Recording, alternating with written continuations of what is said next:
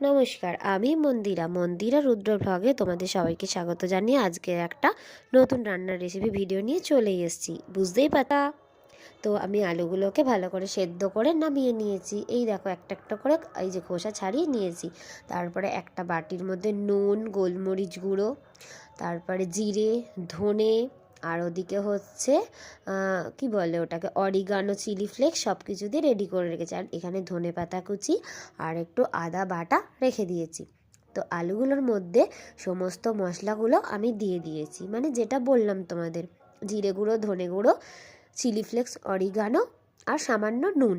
এবার নুনটা তোমরা তোমাদের পরিমাণ মতো দেবে। আর ধনে পাতা ছড়িয়ে ভালো করে আলুটাকে আমি এখন মেখে নিয়েছি। এই দেখো আমার আলু মাখা রেডি। এবার পাশে একটা কড়াইয়ে গ্যাস ওভেনে তেল গরম করতেও বসিয়ে দিয়েছি। তো তার মধ্যে আমি সামান্য একটু আদা ফোড়নে দিয়েছি। এরপরে আমি সেই আলু মাখাটা পুরোটাই কড়াইয়ের মধ্যে দিয়ে দিচ্ছি। এবার ভালো করে এটাকে শুকনো করে ভেজে নেব।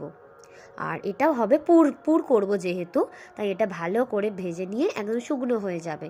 একটু খড়খড়ে হলে তোমরা বুঝতে পারবে যে পুর একদম রেডি। তা অন্য এক পাত্রে আমি ময়দা মেখে রেখেছি। ময়দাটা অনেকক্ষণ আগেই মেখে চাপা দিয়ে রেখে দিয়েছি, মিনিমাম আধ ঘন্টা ধরে মাখাই রয়েছে। আর এখানে পুরো নিয়ে নিয়েছি, পুরো রেডি হয়ে গেছে, একদম ঠান্ডা হয়ে গেছে। এবার আমি আস্তে আস্তে ময়দার লেচিগুলোকে পরোটার আকারে কেটে তার মধ্যে একটা বাটির মতন আকৃতি করেছি, তার মধ্যে পুরগুলোকে, আলুর পুরটা পুরে দিচ্ছি। এবার পুরো মুখটা যেমন পিঠে করে বা মোমো হয় সেরকমভাবে যেমন পরোটা হয়, মুখটা পুরো মুড়ে দেবো। এরপরে ভালো করে ময়দা মাখিয়ে একটু গোল করে নিলাম।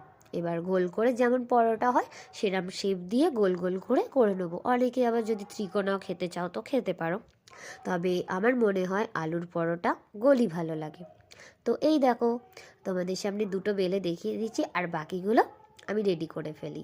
তো এই তো এবার তাওয়া বসিয়ে দেওয়া হয়ে গেছে।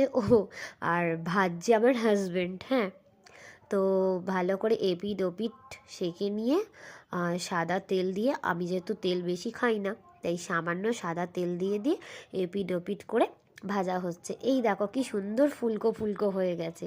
আর একটা একটা করে সব কটা পরোটা রেডি হয়ে গেছে। আর আমি যেহেতু বাড়ি থেকে বানিয়েছিলাম আলাদা করে অনেক আগেই মটর পনির আর গুড় দিয়ে, পরোটাটা দারুণ লাগছিল খেতে।